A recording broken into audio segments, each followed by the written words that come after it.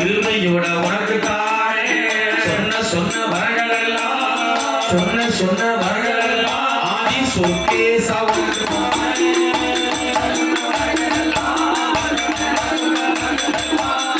சொக்கேசா உனக்கு தானே